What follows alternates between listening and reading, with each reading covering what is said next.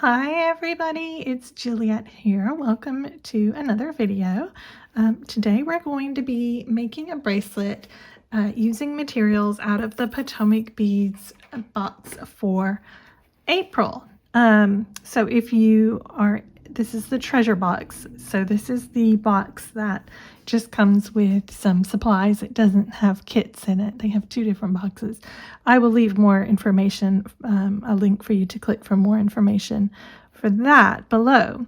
But in the meantime, we're going to be making this springtime herringbone bracelet. Now, some of you might know herringbone, but you might not know how to add other beads in between the herringbone. So we're going to be practicing that today, and we're going to be using some different types of beads.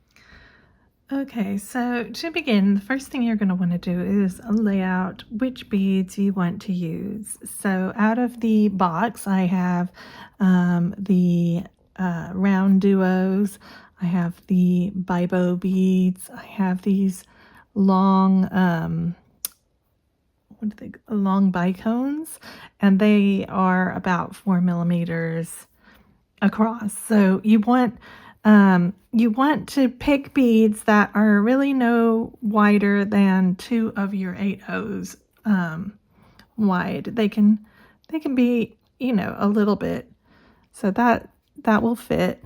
RounDuos are actually 5 millimeters, but you can see that will still fit. So look at the width of your seed beads together. So these are 8/0s, right? So and then you can pick your beads. So I've got these Firepolish beads here. They're gonna fit. So I'm gonna use these beads out of the bead box, but you can pick any that you want to use. And then the other thing I like to do is I like to kind of get an idea of what I want it to look like in my head. So I'm going to lay out my beads in a way and see kind of like what I think will go together and what's going to look nice. So do I like this with these going down the side? I mean, this will be in between everything.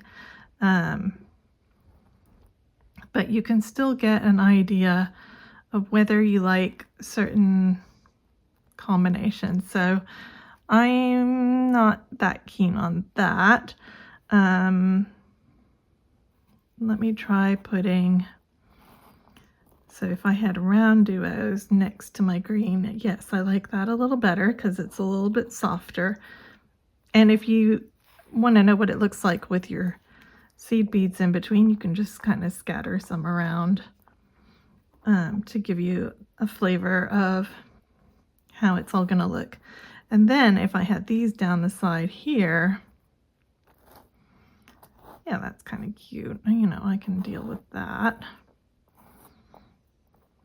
Okay, so that's going to be a little motif, and then maybe I will have these,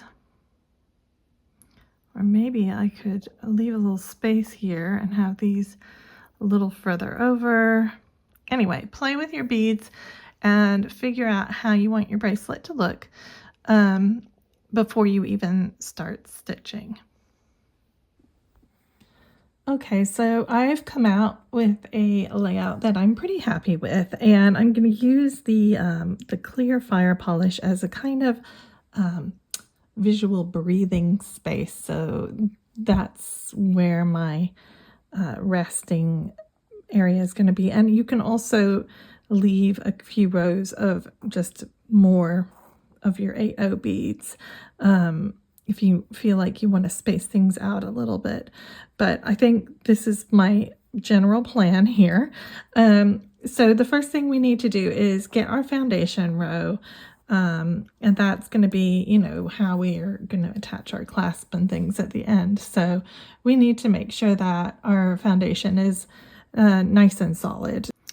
Okay, so let's get started. So I'm using some 6-pound DragonThread today.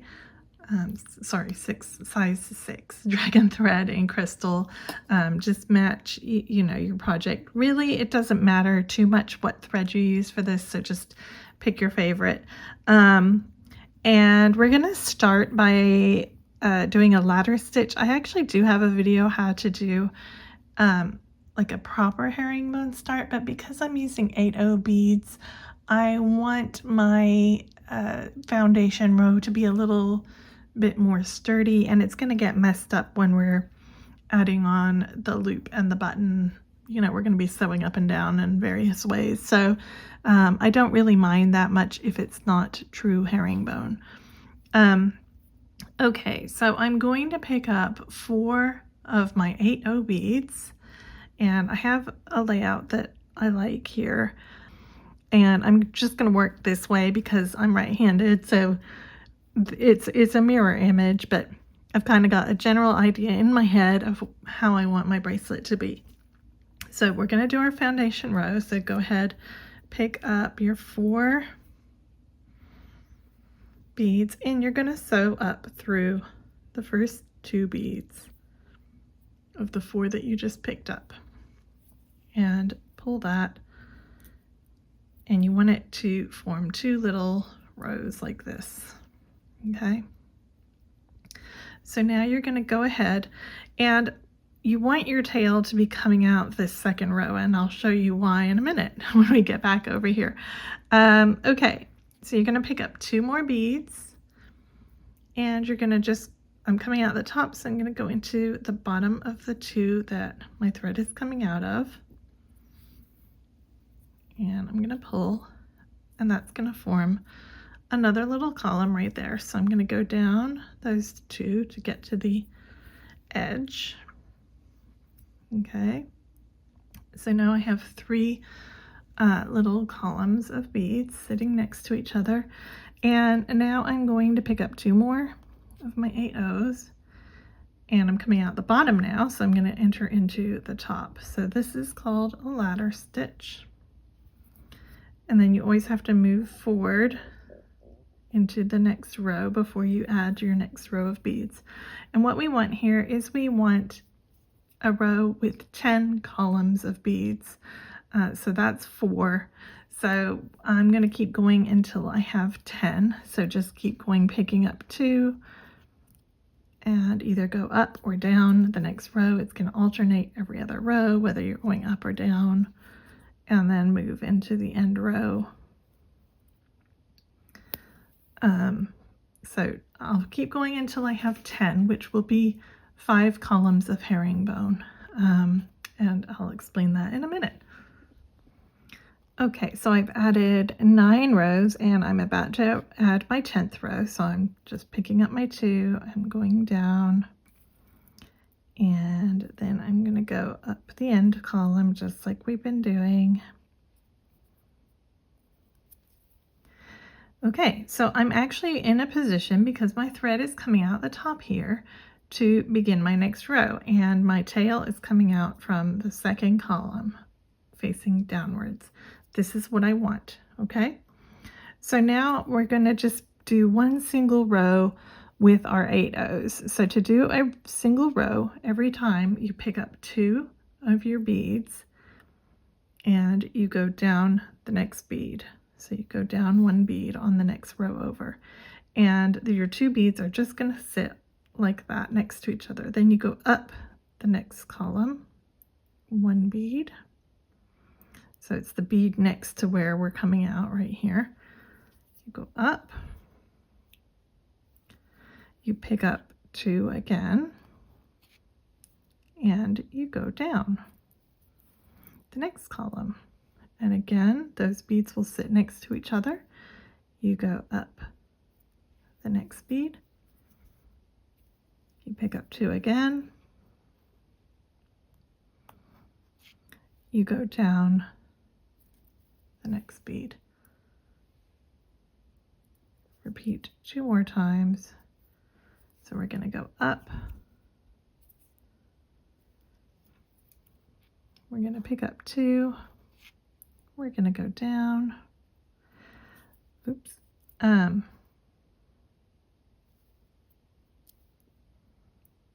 Sorry. I'm trying to keep it left and right for you.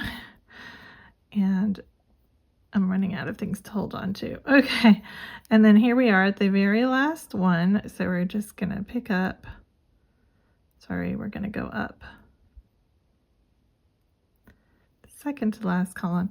So with herringbone, I would really call this 5 columns because each row has an up and a down. So to me, because you're going across 5 times, this is 5 rows of herringbone, not 10, because that would be a row, that would be a row, that would be these two go together. Okay. All right. So when you get to the end, you're going to go down 2 straight to the bottom right here. Okay. And here, see how our tail and our working thread are right next to each other? We're going to tie them into a knot. So I'm just doing a standard square knot, right over left and left over right. Flinging my bead layout everywhere in the process. Okay, so once you've done that, so now we don't need to worry about our tail becoming unraveled. It's all connected and we've got our first 3 rows. So now we're going to add a fire polish bead. And so this is a little bit different because we're not doing 2, we're going to do 1. So from where my knot is, I can just sew straight back up that far left column to get up to the top. Okay, so the top is where the beads are not connected. They're kind of sitting ziggy-zaggy, which is the herringbone-ness of them. This project, you won't really see it very much because of all the extra beads that we're adding in, but it is a very pretty stitch if you're just using all the same color of bead, or different shades of beads, or however you want to do it. Okay, so here we're going to be adding a fire polish bead, but we have no way to turn around, so we're going to pick up 2 more. So we're picking up the fire polish plus our 2 beads, and we're basically going to pretend like the fire polish doesn't even exist. Okay, so normally I would go down the second column here, so I'm just going to sew back into the fire polish and down the second column. Okay, and my 2 beads are just going to sit on top of the fire polish bead like a little hat. Okay, so he doesn't exist. We've added these 2 at the top. Okay, so go ahead and go up the next bead just like what we did on the last row. You're going to pick up your fire polish plus your 2 AO seed beads. You're going to push that down, excuse me, while I drop it. Okay, you're going to push it down. You're going to not sew back into those 2. You're just going to go straight down the fire polish and down into the 4th bead over. Okay, so the second bead of that column, in other words. Okay, and they're just going to sit there like that. We'll get to them in a minute. Okay, then you have to go up the next bead, and we're just going to keep repeating that, picking up our fire polish plus our 2 seed beads and go back down the fire polish and into the next bead on the line, which will be bead number 6 right here. Get our little hat flattened out, and then we go up bead number 7. We're going to pick up our 1 bead.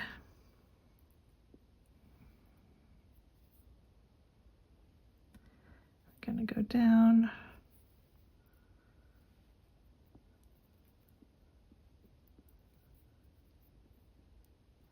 And here we are at the end. So we're going to go up right here. We're going to pick up our fire polish.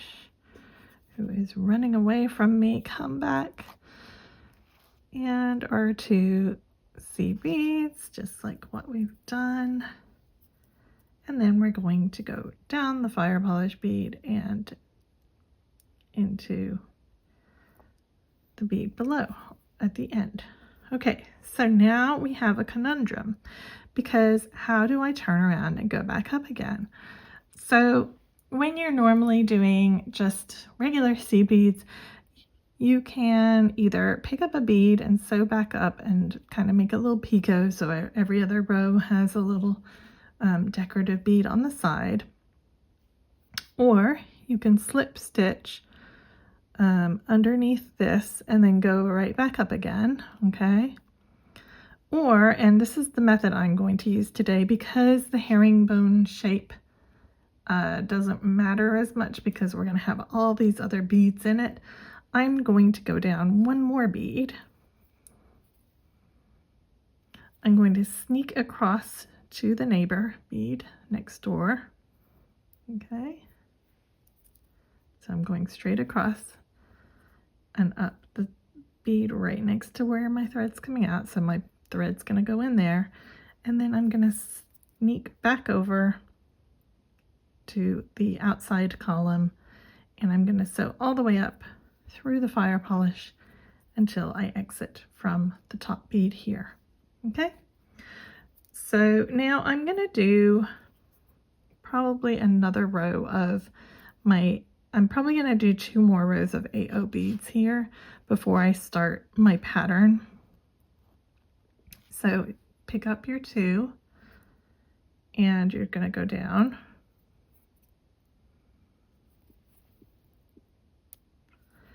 And I am just going to pretend like the Firepolish bead is not even there. So I am just going to go up the very next bead right here. Okay, I'm going to pick up 2. I'm going to go down.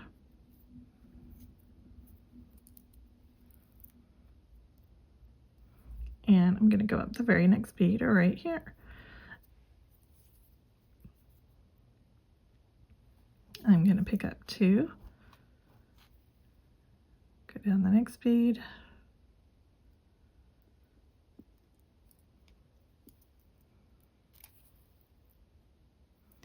and I'm going to go up the next bead.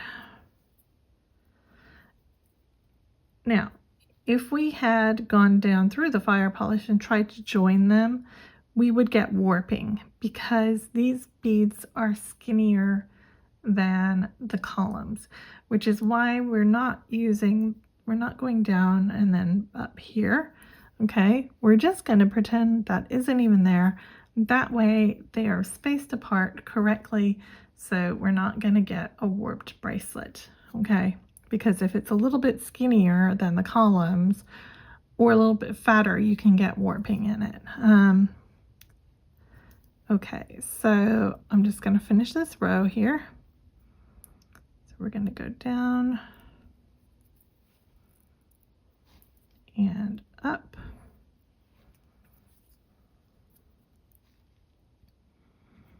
And now here, I'm going to need to turn around somehow, because if I go down, there's nowhere I can turn around. So I'm going to have to go down the Firepolish bead and into, so I'm going through the bead plus the Firepolish plus the next bead at the bottom, okay? And then I'm going to turn up into the second bead over. And then I'm just going to go up the Firepolish, and when I come out at the top, I'm going to go up the far left lane, okay? So now I've successfully turned around. Okay. So I want to do one more row of my my 8 O's. So I'm just going to do exactly the same thing again. I pick up 2. I go down and I go up the next bead. And I'm just going to work all the way across. I will come back when I get to the end of that row, and then we are going to add are Bibo beads, which are slightly different. So we'll discuss that when I get there. Okay, so I'm adding the end of that row on, and just like what I was doing before, I'm going to go down one extra bead. I don't like to turn using the row that I've literally just put on, because I could go down here and then go back up here, but I feel like that just warps it a little bit. So I like to go down one extra bead to do my turn. I am just telling you that to help you. I mean, obviously you can do it that way if you want to, but I like to, for sort of tension and stability, I just like to go down one extra row. Okay, so now we're going to add our Bibo beads. So for this one, we're going to pick up our bead and 2 extra beads. So we're going to pretend it's kind of like the Firepolish. It's 1 bead, okay, and then we need our 2 seed beads at the top. And then here, just like I would sew down the Firepolish, but I have a second hole because it's a 2-hole bead, so I can use that and go down into the seed bead below. Okay, so there's my Bibo, and then I just sew up the next bead. I pick up the next Bibo, come on, plus 2 of my seed beads. And then I go down the second hole of the Bibo and into the seed bead below. Okay. And I'm just going to repeat this all the way along. When I get to the bottom, I'm going to go down an extra bead, turn, and then I'll go back up all of them. And then after that, I'm going to add my RounDuos in the same way. And then I'm going to add my green beads, and they will be just like the Firepolish, where you go all the way up, add your 2, all the way down, just like we did with the Firepolish. So even though they're longer, it's the same concept all the way along. So the RounDuos, same concept, you just go down the second hole. So it doesn't matter if it's a 1-hole or a 2-hole, it all gets treated the same way. Okay, I'm just popping on to show you that you may need to change thread. So I have got this far and my thread is really short, so I just completed this row and I wove down. So all I need to do is just tie a knot. So go under a thread that's on the side of your work, make a little loop, slip, and tie. I'm going to go a bit further down and do the same thing again.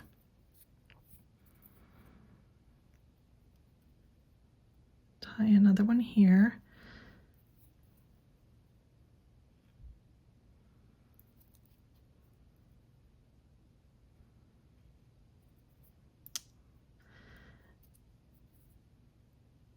My scissors frayed to the end of my thread a bit, and it's just gotten worse from all the sewing. Oh good, now I have a knot, woohoo. Okay, and so I will, it's come off my needle, I will sew that in, and then for my next thread I'm just going to kind of start it down here and sew up, and then I can eventually sew the tail in. So that's just how you add a new thread. You can just tie it onto somewhere else and then sew up and just continue on as normal. Okay. Anyway, this is how mine's going so far.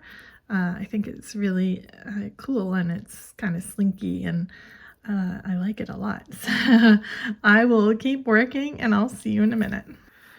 Okay, I'm popping back in really quickly for one more thing that I forgot to mention.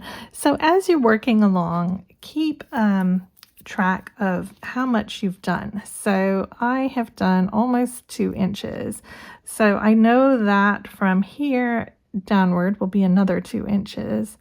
And I really want it to be, you know, 6.5 inches. So I need to judge whether I think I have enough beads in this area here, which I think I will. I might even have too many because I was planning to do another row of this.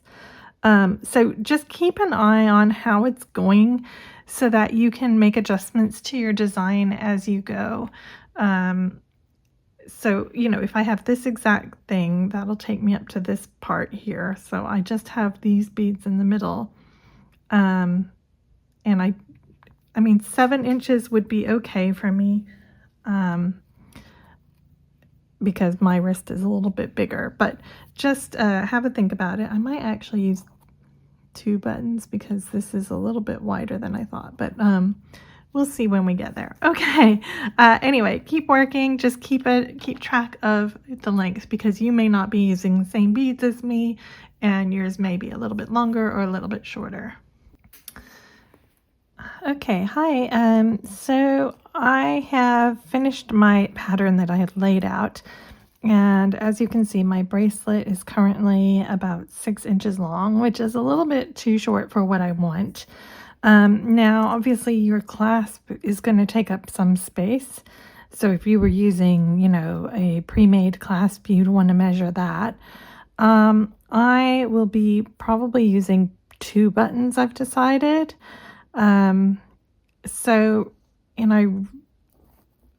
I really need just sort of another little bit. And then obviously there'll be 2 loops.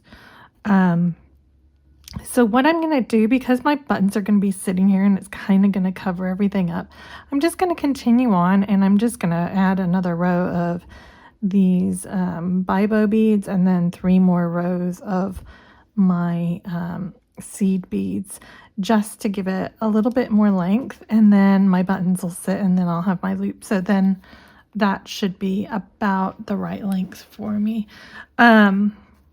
One thing I might do is I might put 1 button here, 1 button here, and have the loops on opposite ends. So you loop this button to this loop and this button to that loop. That's an option. I'm gonna see how it goes, but let me add the extra length on. And it also occurred to me, when you're doing your layout, you could actually just string the beads in order, you know, of rows. So seed, seed, seed, fire, seed, seed, on a string to see how long it's going to be. Now it's not going to be exact, but because it'll stretch out a little bit more than what it would on a string, but it'll give you a good idea of your length.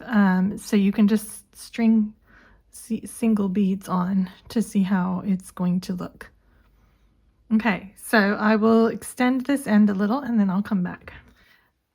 Okay, so I just added a little extra length. So I am now at about 6.5 inches, which is about right for me. So I can add probably another inch with my loop if I need to. So as you can see here, we need to connect the rest of our beads together at the top, because we just ended a row. So what we're going to do is we're going to first go down and up each end bead, just like we were doing, but just without adding an extra bead on. And that's going to connect, you know, the next row up here. And then right at the end, we're going to go back and we're going to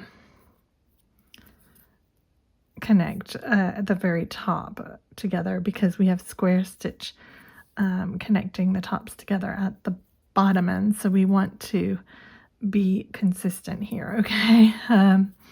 Okay, so once you've done that, then you're just going to circle down the 2 at the end.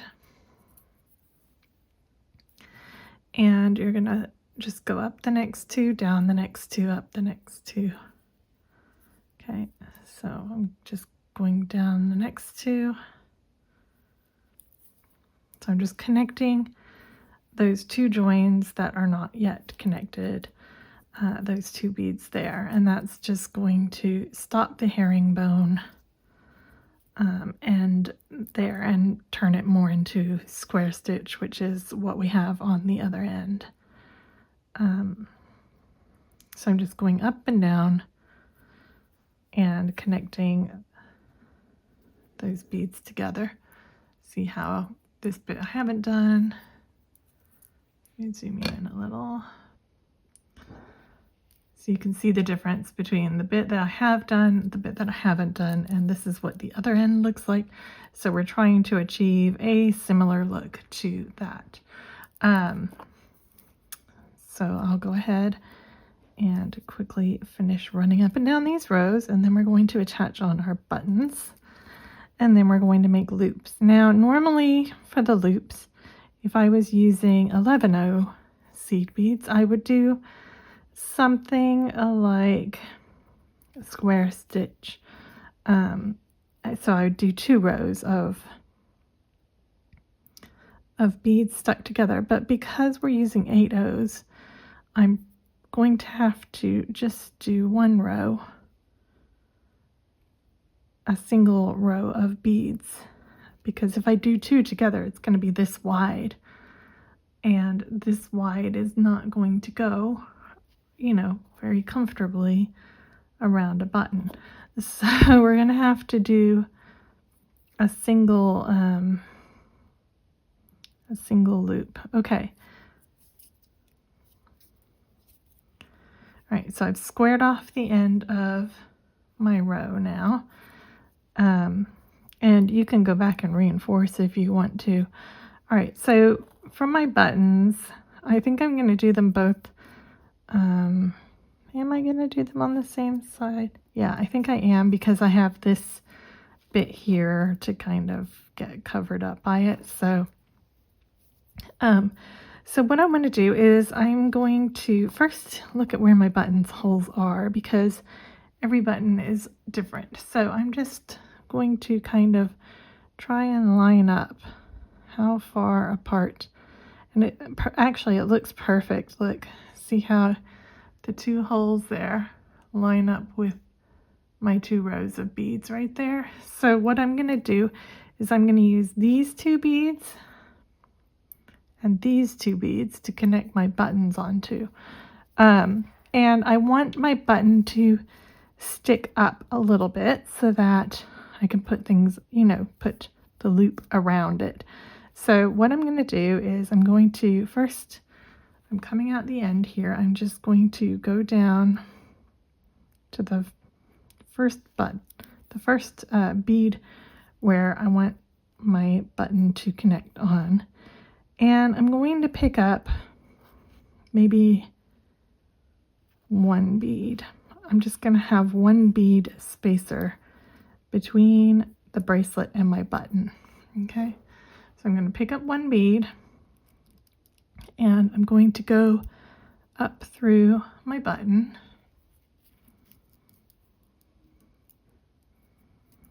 If you wanted it to be a little taller off, you could do 2 beads. Okay, and then I'm going to go down the other side of my button, the second hole. Okay, so it's just like when you normally sew a button on. So we have 1 bead, then we've gone up and down through our button, and then we're going to pick up another bead, and I'm going to sew into the second bead. So remember, I came out from this bead, I'm going into this bead, and I'm just pulling it loose so that you guys can see what I'm doing. Okay, now I'm going to repeat that. So I'm going to go back up, so I'm coming out the left hand bead, make sure that your thread's not twisted. I'm going to go back up my spacer bead and back up through my button again. Okay, and then I'm going to go down the other side, and I want to enter in from the top into that bead right there. Okay, all right,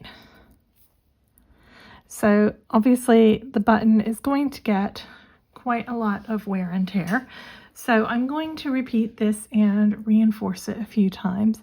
Then I'm going to move over to here and I'm going to do the same thing. So I'm going to go up this bead, add a bead, go through my button, go down, add a bead, go, and I'm going to go back up, back down, and I'm just going to repeat a few times until both of my buttons are sewn on, and then I will come back and we will look at the loop end. Okay, so I reinforced my buttons and you can see they are attached and they have a little bit of a space between them and the actual bracelet itself. I still have all my loose ends from all of my various threads here. I generally tied in the working end, but I need to go back and tie in all my other ends, and I believe it took me 4 lengths of thread to do the actual bracelet. Okay, so speaking of thread, I am using a new thread for my loops, and I really should have used a new thread for my buttons as well, so that if you ever change your mind and want to change the clasp, or you know, something breaks, you can not worry about the whole bracelet falling apart. But you know, in the interest of time for the video, I just continued on with the thread that I had. Okay, so I think what I'm going to do here at this end, where my 2 loops come out, is I'm going to add a bibo bead. So I'm going to start kind of way down here and work up through this side until I get to my Firepolish bead, and I'm just going to leave a tail, and then I am going to go up through the second column after the Firepolish beads in order to be in the right place. And I'm just gonna, that's my original tail there, I'm just gonna keep that out of the way. This is my new tail. And just to kind of reinforce, I'm just going to go down 1 bead and back up again, just so that my new thread doesn't just pull straight out, because it's not tied in at all at the moment. So, okay, then I'm going to pick up a bibo bead and 2 of my 8/0 beads. I'm going to push those down as well. And so my button's connected here and here. So this is where I'm going to be connecting my loop. So I'm going to go down 2 beads here, I think. And what I want is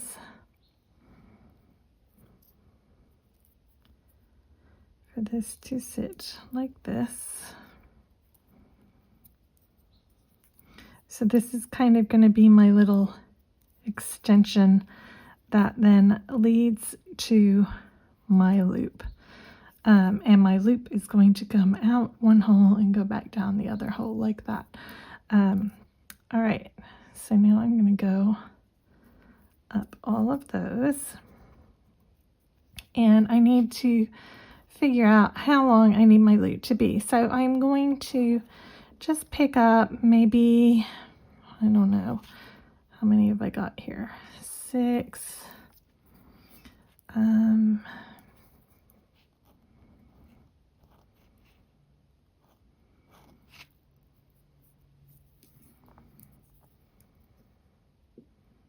Okay, that is 10, and that is probably about the right length, I would say. Yeah, so I'm going to pick up, actually I want there to be an odd number, so I'm going to pick up 10 on this side, and I'm going to pick up 9 on the other. So I'm going to pick up 19 in total, so that there's a middle. I don't want it to just split in half. I want it to share the beads evenly. So I'm going to pick up 19 beads, and then I'm going to scoot right back down. I'm going to go into that very first bead after the bibo. Okay, so there is a loop, and I'm just going to test it really quickly and make sure that it is going to go around.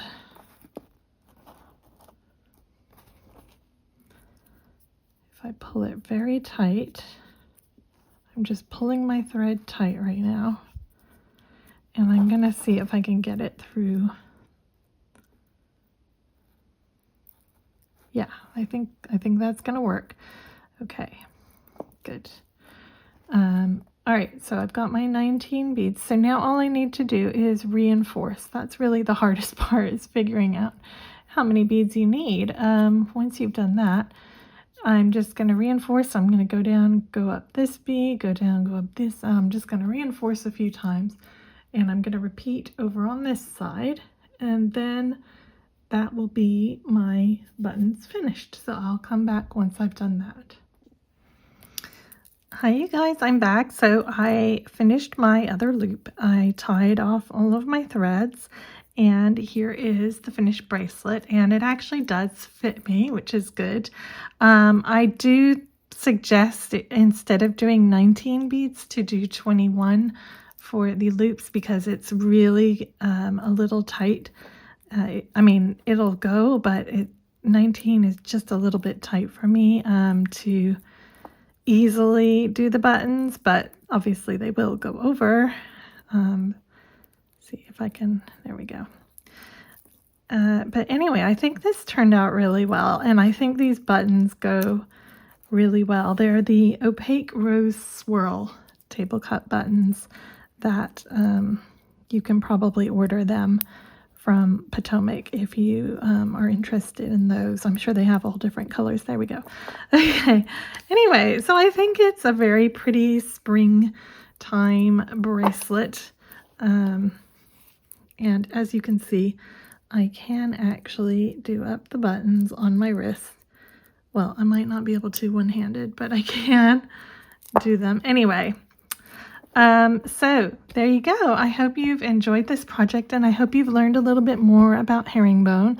And this is, like I said at the beginning, a great way to use up any beads in your stash where you maybe only have like 5 or 10 beads left and you don't have enough to do a whole project. You can kind of use some of those. Very versatile skill to be able to add beads in here. So anyway, I will see you guys in the next video. Take care, and thank you for watching. Bye for now.